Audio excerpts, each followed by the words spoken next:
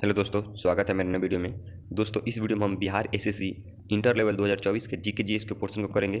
दोस्तों, ये हमारा प्रैक्टिस सेट 13 है। तो चलिए दोस्तों, वीडियो को स्टार्ट करते हैं। तो दोस्तों, यहाँ पहला प्रश्न है, दिल्ली शहर किस नदी के किनारे स्थित है? ऑप्शन है गंगा, गोमती, यमुना या फिर गोदावरी। तो दोस्तों, इसका आंसर हो जाएगा ऑप्शन नंबर सी, यमुना। अगला प्रश्न है, झूम कृषि करने वाली मुख्य जनजाति है? ऑप्शन है संथाली, गारो, भील या जाड़वा।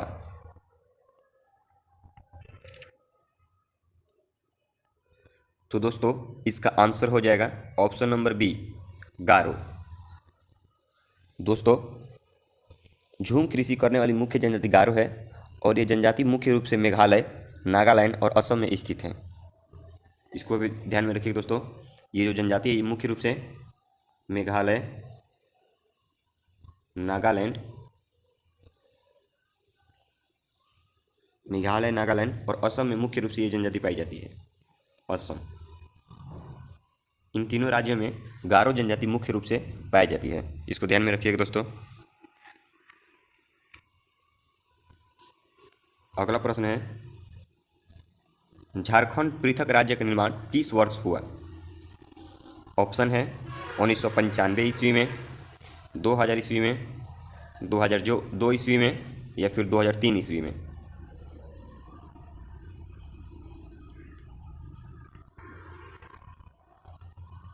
तो दोस्तों, इसका आंसर हो जाएगा ऑप्शन नंबर बी, 2000 ईस्वी में। दोस्तों, झारखंड राज्य जो था वो बिहार से अलग होकर एक पृथक राज्य बना था और ये 15 नवंबर 2000 को अलग हुआ था।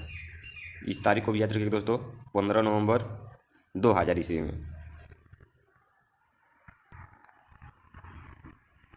अगला प्रश्न है, पृथ्वी की जुड़वा बहन कहे जाने वाला ग्रह कौन सा है? ऑप्शन है बुध, शुक्र, मंगल या प्लूटो।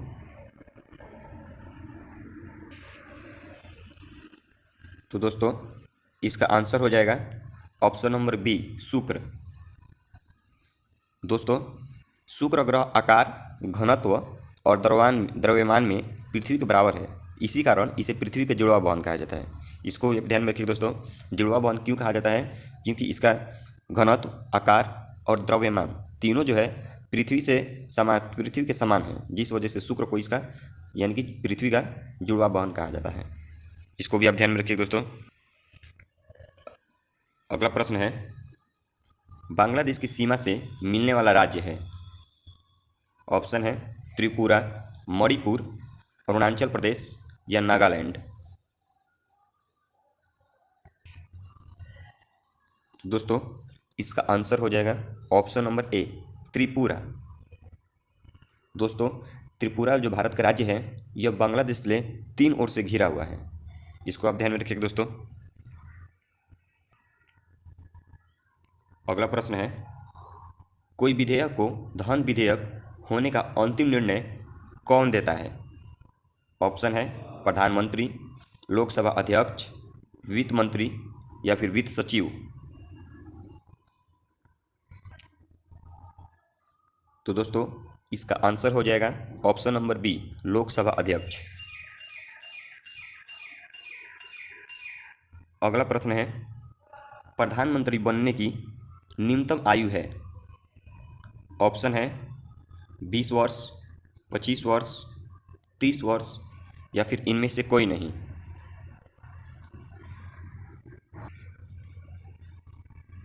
तो दोस्तों, इसका आंसर हो जाएगा ऑप्शन नंबर बी, 25 वर्ष।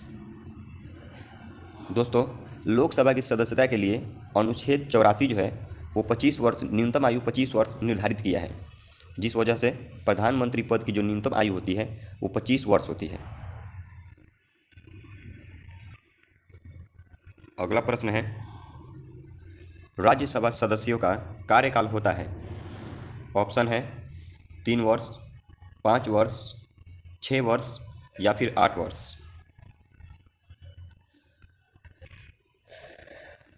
तो दोस्तों इसका आंसर हो जाएगा ऑप्शन नंबर सी, 6 वर्ष। दोस्तों राज्यसभा जो है ये संसद का अस्थाई सदन है, इसको ध्यान में रखिए दोस्तों।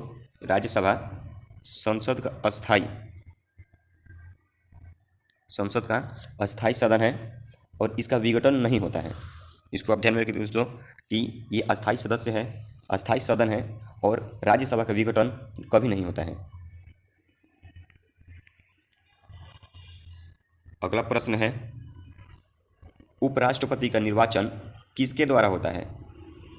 ऑप्शन है राष्ट्रपति, मंत्रिमंडल, जनता या फिर संसद। तो दोस्तों इसका आंसर हो जाएगा ऑप्शन नंबर डी, संसद। अगला प्रश्न है, कौन भारत के राष्ट्रपति के चुनाव में भाग नहीं लेता? ऑप्शन है राज्यसभा, लोकसभा, विधानसभा या फिर विधान परिषद।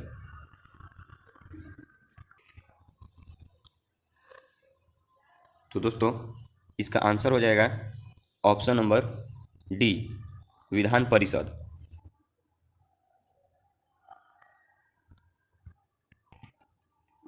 दोस्तों इसका विधान परिषद इसका आंसर हो जाएगा।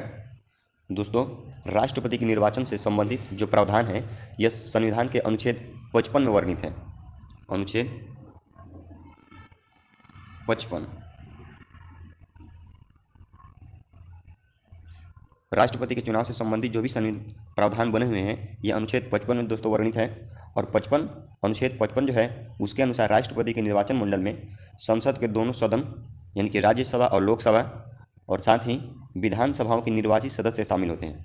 तो इसके अनुसार दोस्तों राज्यसभा, लोकसभा और विधानसभा जो होंगे वो राष्ट्रपति के चुनाव में भाग लेते हैं, लेकिन ऑप्शन नंबर डी यानी कि विधान परिषद ये राष्ट्रपति के चुनाव में भाग नहीं लेता है। अगला प्रश्न है, राज्यसभा में नामांकित प्रथम अभिनेत्री कौन थी? ऑप्शन है वैजंती माला, नरगिस, माला सिन्हा, पूनम ढिल्लो।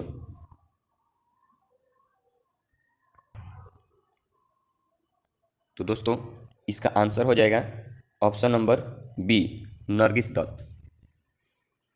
दोस्तों राज्यसभा में नामांकित प्रथम अभिनेत्री नरगिस दत्त थी और ये 1980 ईस्वी में राज्यसभा के लिए नामांकित हुई थी। 1980 ईस्वी में राज्यसभा के लिए नामांकित हुई थी और 1981 में यानी कि 1 साल बाद ही इनका निधन भी हो गया। 1981 में यानी कि 1 साल बाद ही इनका निधन हो गया। इसको भी आप ध्यान में रखिए दोस्तों। अगला प्रश्न है, बच्चों को कारखाना में बलात् प्रवेश निषेध किस अनुच्छेद में है? ऑप्शन है 22, 23, 24 या फिर 20। तो दोस्तों इसका आंसर हो जाएगा ऑप्शन नंबर सी, 24। दोस्तों भारतीय संविधान के अनुच्छेद 24 में ही कहा गया है कि 14 वर्ष से कम आयु के 14 वर्ष से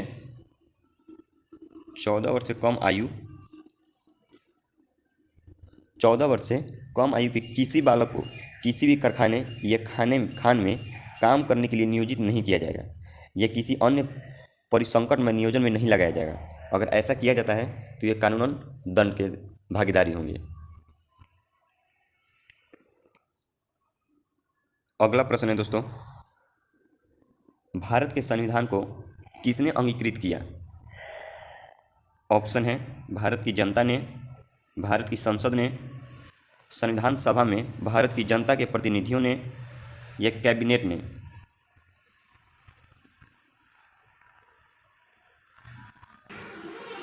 तो दोस्तों इसका आंसर हो जाएगा ऑप्शन नंबर ए, भारत की जनता ने।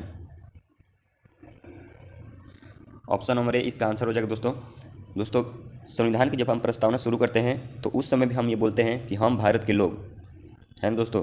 तो इस तरह से भारतीय संविधान को सबसे पहले भारत की जनता ने अंगीकृत किया। इसको भी आप ध्यान में रखिए दोस्तों। अगला प्रश्न है, राज्य में संवैधानिक विफलता होने पर किस धारा का प्रयोग होता है? संवैधानिक विफलता होने पर किस धारा का प्रयोग होता है? ऑप्शन है 360, 356, 250 या फिर 410। तो दोस्तों इसका आंसर हो जाएगा ऑप्शन नंबर बी, 356।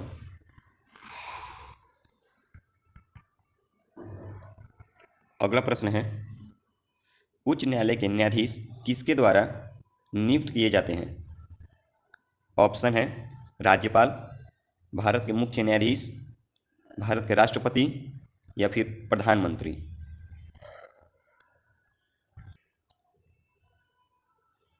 तो दोस्तों इसका आंसर हो जाएगा भारत के राष्ट्रपति, ऑप्शन नंबर सी। इसका आंसर हो जाएगा दोस्तों भारत के राष्ट्रपति। भारत के राष्ट्रपति के द्वारा उच्च न्यायालय के न्यायाधीश का नियुक्ति किया जाता है।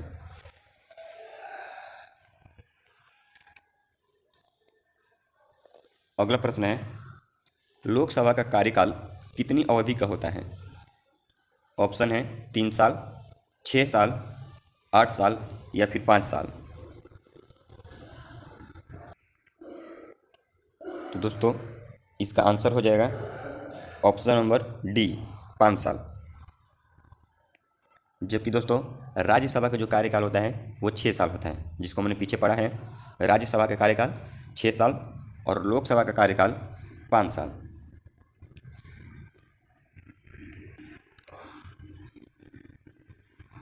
अगला प्रश्न है दोस्तों, राज्यसभा में राष्ट्रपति द्वारा मनोनीत सदस्यों की संख्या होती है?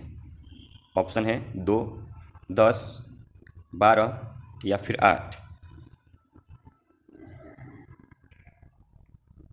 तो दोस्तों इसका आंसर हो जाएगा ऑप्शन नंबर सी, 12।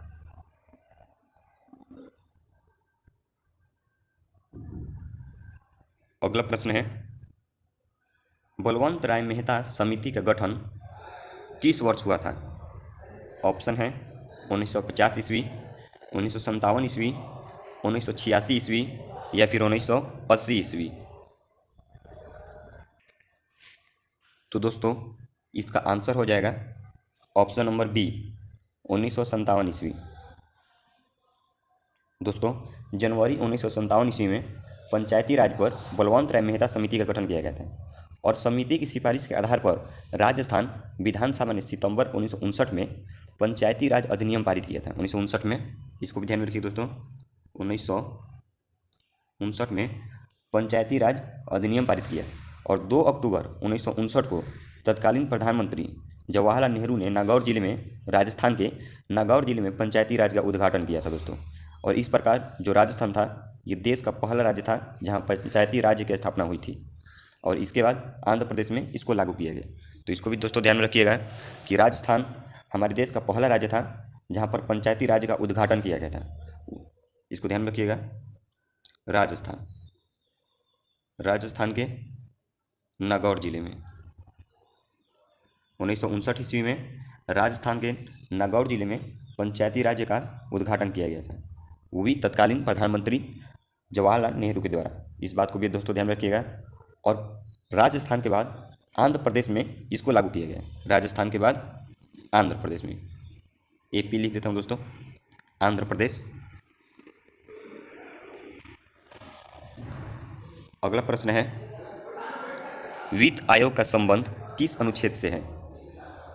ऑप्शन है 350, 280, 356 या फिर इनमें से कोई नहीं। तो दोस्तों इसका आंसर हो जाएगा ऑप्शन नंबर बी, 280। दोस्तों वित्त आयोग का संबंध अनुच्छेद 280 से है, जबकि 350 का संबंध व्यथा का निवारण के लिए अभ्यवेदन की भाषा से है और 356 का संबंध राज्य में राष्ट्रपति शासन से है। इसको भी दोस्तों आप ध्यान में रखिएगा। अगला प्रश्न है, राष्ट्रीय ध्वज में कितनी तिलियां होती हैं? ऑप्शन है 20, 21, 52 या फिर 24। तो दोस्तों इसका आंसर हो जाएगा ऑप्शन नंबर डी, 24। दोस्तों हमारे राष्ट्रीय ध्वज में 24 तिलियाँ होती हैं। संविधान सभा ने हमारे राष्ट्र ध्वज को प्रारूप को 22 जुलाई 1947 को अपनाया था। इसको भी आप ध्यान में रखिए दोस्तों। जो हमारा संविधान सभा है उसने राष्ट्र ध्वज के प्रारूप को 22 जुलाई 1947 ईस्वी को 22 जुलाई 1947 ईस्वी को हमारे राष्ट्रीय ध्वज को संविधान ने अपनाया था। इसको भी आप ध्यान में रखिएगा दोस्तों।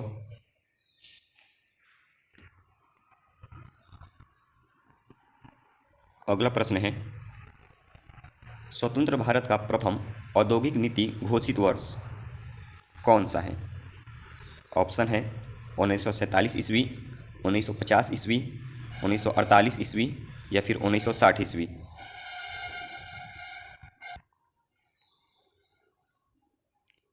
दोस्तों इसका आंसर हो जाएगा ऑप्शन नंबर सी 1948 ईस्वी। दोस्तों स्वतंत्रता के बाद देश की प्रथम औद्योगिक नीति की घोषणा 6 अप्रैल 1948 को हुई थी। 6 अप्रैल, इसको भी आप ध्यान रखिए दोस्तों। 6 अप्रैल 1948 को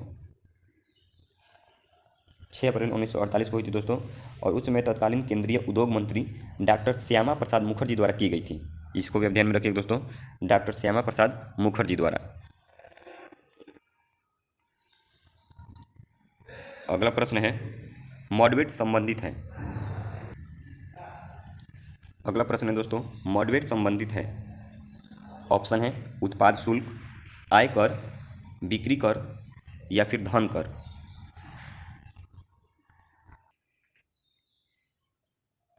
तो दोस्तों इसका आंसर हो जाएगा ऑप्शन नंबर ए उत्पाद शुल्क। दोस्तों मॉडरेट जो है उत्पाद शुल्क से संबंधित है। और मॉडरेट का फुल फॉर्म मॉडरेट का, इसको इस तरह से लिखा जाता है MODVAT मॉडरेट। दोस्तों मॉडरेट का जो पूरा नाम होता है वो होता है मॉडिफाइड वैल्यू एडेड टैक्स। जिसको मॉडरेट बोलते हैं दोस्तों, मॉडिफाइड वैल्यू एडेड टैक्स। इसको भी आप ध्यान में रखिए दोस्तों, क्योंकि किसी किसी एग्जाम में इसका पूरा नाम भी पूछ देता है। और इसे 1986 ईस्वी में लागू किया गया था। इसको 1986 ईस्वी में इसको लागू किया गया था।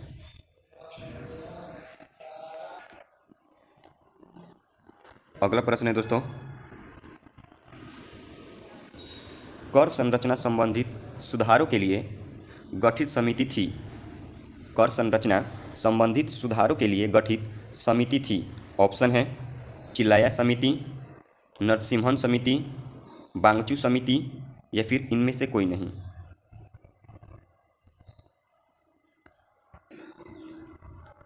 तो दोस्तों इसका आंसर हो जाएगा ऑप्शन नंबर ए चिल्लाया समिति।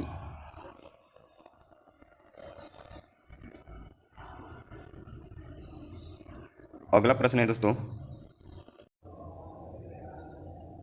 भारत में योजना आयोग का गठन किस वर्ष हुआ था? ऑप्शन है 1950 ईस्वी, 1948 ईस्वी, 1960 ईस्वी या फिर इनमें से कोई नहीं। दोस्तों इस प्रश्न का आंसर आप कमेंट बॉक्स में करके ज़रूर दीजिएगा। ये दोस्तों आपके होमवर्क के लिए प्रश्न है, इसको आप कमेंट बॉक्स में ज़रूर आंसर करें। दोस्तों वीडियो में काफ़ी बाहरी शोरगुल आ सकता है, इसके लिए आप क्षमा कीजिएगा, क्योंकि यहाँ पर थोड़ा सा एरिया कंजस्टेड है, इस वजह से बाहरी जो है आवाज़ आ जा रहा है वीडियो में, इसके लिए माफ़ कीजिएगा दोस्तों। तो चलिए दोस्तों वीडियो को यहीं पर समाप्त करते हैं। दोस्तों वीडियो अच्छा लगा हो तो इसे लाइक करें और साथ ही इस चैनल पर नए हैं तो इस चैनल को सब्सक्राइब जरूर कर लें। धन्यवाद।